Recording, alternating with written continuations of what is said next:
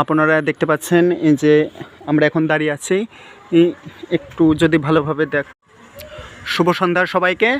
আমরা এখন আছি শ্রী শ্রী মা মনোরমা আশ্রম নেত্রকোনা, যেটা ময়মনসিংহ বিভাগে অবস্থিত এবং ময়মনসিংহ বিভাগের একটি জেলা নেত্রকোনা। এটা আসলে পর্যটন নগরী হিসেবে খ্যাত। এখানে অনেক অনেক নিদর্শন জায়গা আছে, যেটা আসলে ঘোরার মতো জায়গা।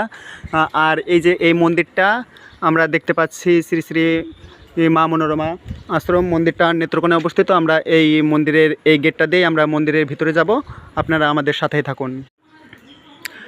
আমরা এখন এই যে মা মনোরমা আশ্রম নেত্রকোনায় আছি, আর আমরা দেখতে পাচ্ছি যে এইটা গেট, এই মন্দিরে প্রবেশ করার জন্য এই গেটটাই দিয়ে প্রবেশ করতে হয়। আমি এখন আপনাদের মন্দিরটা সম্পূর্ণ ঘুরিয়ে দেখাবো। আমরা এখন আছি শ্রী শ্রী মা মনোরমা আশ্রম নাগরা নেত্রকোনা, যেটা নেত্রকোনায় অবস্থিত। এটা ময়মনসিংহ বিভাগের মধ্যে, নেত্রকোনা একটা জেলা। তো আমরা এই মন্দিরে আজকে এসেছি, মন্দিরটা আপনাদের ঘুরে দেখাবো।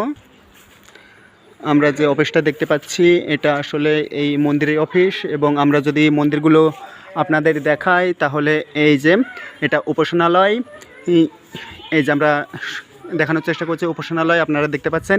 এটা নেত্রকোনা জেলায় অবস্থিত ময়মনসিংহ বিভাগে। আর এই যেটা শ্রী শ্রী মা মনোরমা আশ্রম, 7 মাঘ বার্ষিক উৎসব উদযাপিত হয় এখানে। আর এটা অবস্থিত নাগরা নেত্রকোনা। এটা একটা মন্দির, আর পাশের আরেকটা মন্দির আমি দেখাবো। এ দেখেন এই যে একসাথে এই মন্দিরটা রয়েছে, দয়াময় মন্দির।